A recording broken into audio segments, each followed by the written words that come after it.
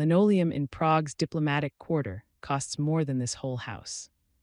To understand the silence that followed those words, the way my sister's champagne flute quivered in her fingers, the way the color drained from her face as if pulled through a sieve, you have to understand the 15 years that led to that moment.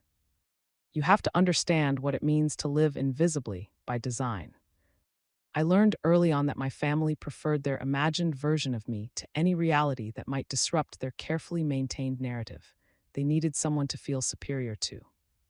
And without intending to, I stepped neatly into that role at 23 when I told them I was taking a temporary government assignment overseas.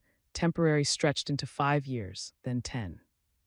Then 15, my sister Cassandra married a commercial real estate developer at 25. By 30, she had the suburban house, 2 children enrolled in private school, and a steady stream of renovation projects that dominated every family gathering. Her life unfolded like a meticulously curated Instagram feed, success markers that could be photographed, measured, and admired. My life, by contrast, was a sequence of apartments in cities I couldn't name out loud, doing work I couldn't describe, for an agency that preferred I remain forgettable. "So you're still doing that translator thing?" My mother would ask every Christmas, her tone suggesting translation was something people did in the gap between real careers. "Something like that," I'd reply. Because the truth that I ran intelligence operations across Central Europe was classified at levels that required senators to sit through briefings before they were even allowed to ask questions. "Must not pay very well," Cassandra would add, her eyes flicking to my off-the-rack dress or my 10-year-old car. "Have you thought about applying to corporations? They pay translators much better." I could ask Gregory if his company needs someone. Gregory, her husband, the man who believed geopolitics was what happened when people argued over whose turn it was to host Thanksgiving. "I'm fine where I am," I'd say. "Fine," she'd repeat, tasting the word like it was faintly tragic. "Well, we all have different definitions of success." The thing about intelligence work is that it teaches you how to see what people are trying to hide. And what Cassandra worked hardest to conceal, beneath the expensive highlights, designer handbags, and constant renovation updates, was a deep, corroding jealousy she couldn't quite name. Maybe it was my freedom, maybe my indifference to her scoreboard of success. Or maybe it was the fact that I'd chosen a path she couldn't understand, which meant she couldn't categorize me, couldn't rank me, couldn't dismiss me with the comforting certainty she applied to everything else in her meticulously ordered world. So she invented a version of me she could dismiss, the struggling translator, the perpetual drifter, the sister who never quite figured it out, and I let her. Because operational security isn't just about protecting classified information, it's about protecting yourself from people who would weaponize any truth you handed them. The apartment in Prague really did have linoleum floors, original 1970s geometric patterns in burnt orange and brown. The kind of retro aesthetic Americans found charming when encountered in carefully styled coffee shops, but depressing when imagined as a daily reality. What they didn't understand was that the building itself, a 19th century townhouse in Malá 3 blocks from Prague Castle, overlooking the Vltava River in St. Nicholas Church, was valued at approximately $4.2 million on the open market, which was irrelevant because it wasn't on the market. It belonged to a diplomatic trust that had been quietly acquiring strategically located properties since the Cold War. My rent was paid through a budget line buried so deeply within the State Department's classified expenditures that most Treasury officials didn't know it existed. But to my family, linoleum meant poverty. It meant failure. It meant I was still living like a college student at 41, while Cassandra remodeled her 3rd bathroom with Italian marble. "You should really think about buying property," my mother said during one of our quarterly phone calls. "Building equity. At your age, Marley, you need to think about your future, my future." As if the future I was actively shaping, tracking Russian intelligence networks, coordinating with allied services, preventing disasters that never made the news precisely because they never happened, was somehow less real than a mortgage and a 401k. "I'll think about it," I'd say, which was what I always said. Cassandra's house has appreciated $200,000 since they bought it. Real estate is an investment. Renting is just throwing money away. Renting a $4.2 million property for $400 a month was, technically, an outstanding investment.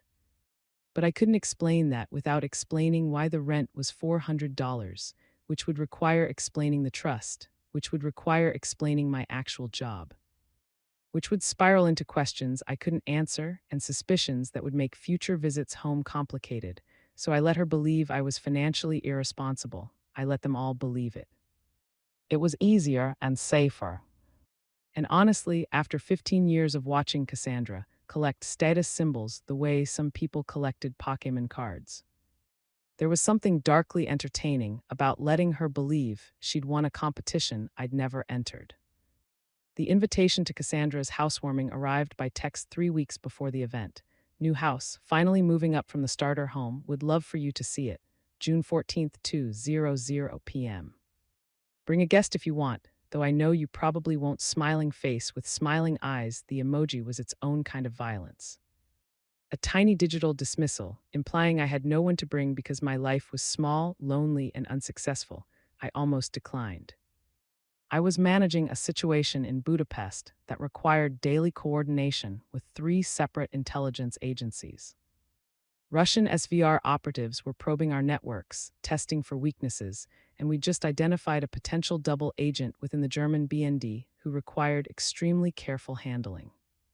But my mother called 2 days after Cassandra sent the invitation. You'll be there, won't you? It would mean so much to your sister. And frankly, Marley, you've missed so many family events. People are starting to ask questions. People, extended family, family friends, the suburban social circle that measured belonging by attendance at prescribed rituals. What kind of questions? Questions about whether you're okay, whether something happened, why you're always gone, as if I were avoiding them rather than running intelligence operations that occasionally prevented wars. I'll be there, I said, because sometimes operational security meant showing up. Proving you were still a person who did normal person things, even when normal person things felt like theater compared to the stakes of your actual work.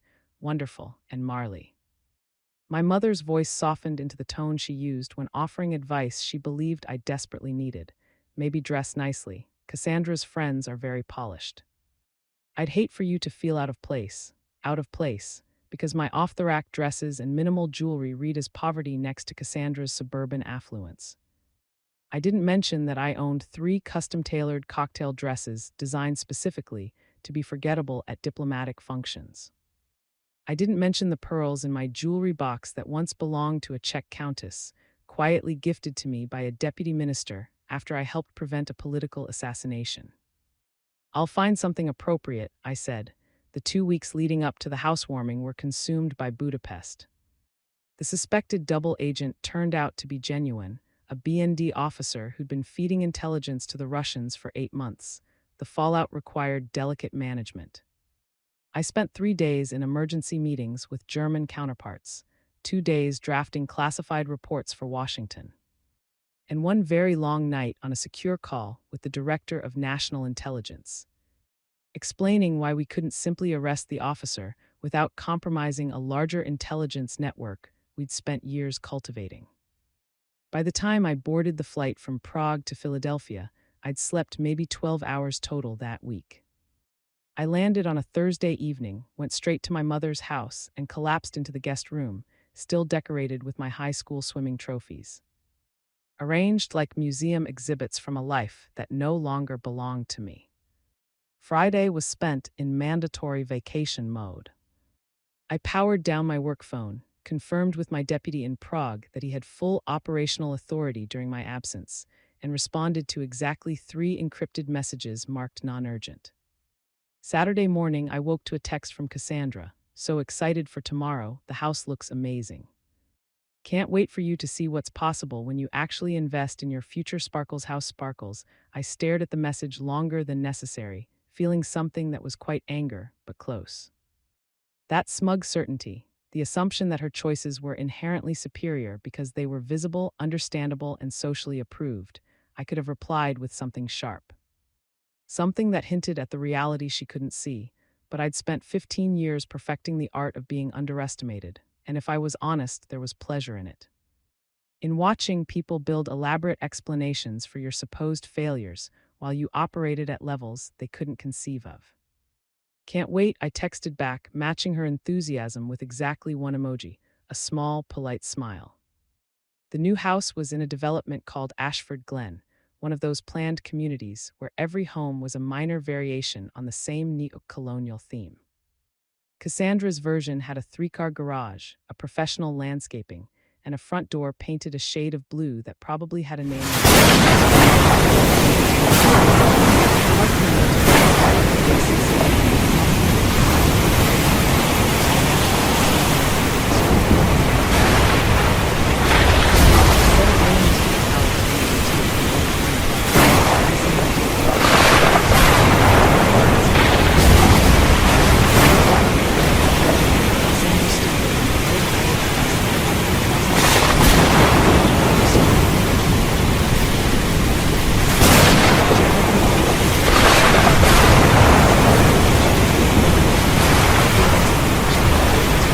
Marble countertops. They're Curara imported from Italy. The fabrication alone took 3 months. Everyone was indeed in the kitchen. 20 people clustered around an island the size of a small car holding glasses of wine and making appreciative noises about the finishes, the fixtures, the attention to detail.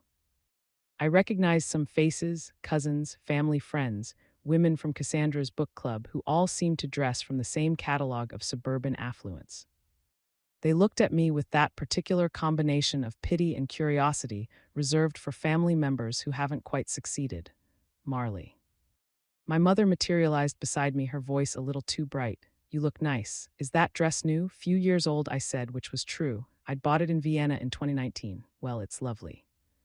Very simple, the kind of word that sounded like a compliment but functioned as a judgment. The next hour was a tour of Cassandra's achievements rendered in real estate. The master bathroom with the rainfall shower and heated floors, the walk-in closet with custom shelving, the home office with built-in cabinetry, and a view of the perfectly manicured backyard. Gregory and I really wanted a space that would grow with us, Cassandra explained to the group trailing through the house, an investment in our future, not just a place to live.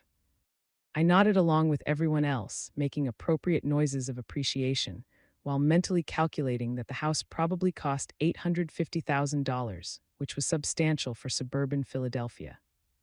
But modest compared to the intelligence budgets I managed, the international operations I coordinated, the decisions I made that affected actual geopolitics rather than property values.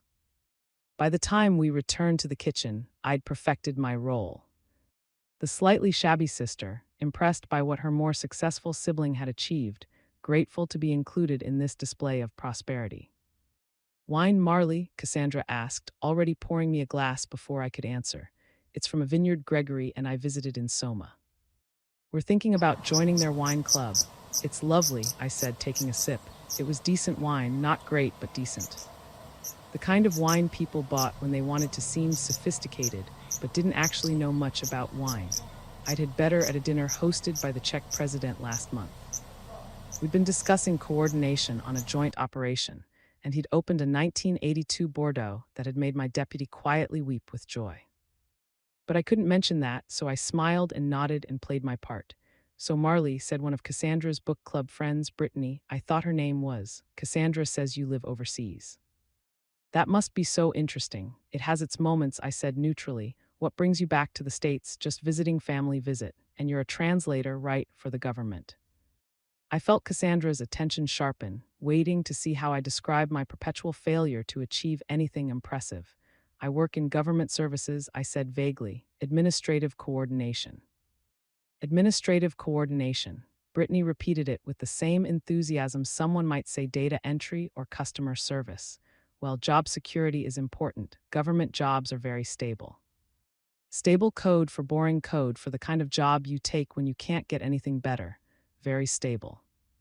I agreed because it was easier than explaining that my stability came with a security clearance that took 18 months to obtain and required polygraph tests every 5 years. The conversation moved on. More discussion of marble countertops and school districts and property taxes. I faded into the background, which was exactly where I preferred to be. Then someone mentioned renovations. We're thinking about redoing our master bath next year, said a woman named Tana. The tile is so dated, but these things are expensive. Are you thinking about renovating your place, Marley? The question was innocent enough, polite conversation, but I saw Cassandra's expression shift, a slight smile, a glint of something that might have been malice or might have been vindication. Marley rents, Cassandra said, her voice light and casual, as if she were stating a simple fact rather than delivering a judgment. A place with linoleum floors from the 70s. The kitchen went briefly quiet, that particular silence that happens when people aren't sure if they've just witnessed something cruel or something honest. Linoleum. Tana said it carefully like she was testing the word. That's retro. It's budget, Cassandra said, warming to her theme. Now Marley's never really prioritized material things, which is admirable in a way. Different values, different values. Translation, lesser values. Translation, failure dressed up as a lifestyle choice. I took another sip of the decent Soma wine and said nothing. Let them think what they wanted to think.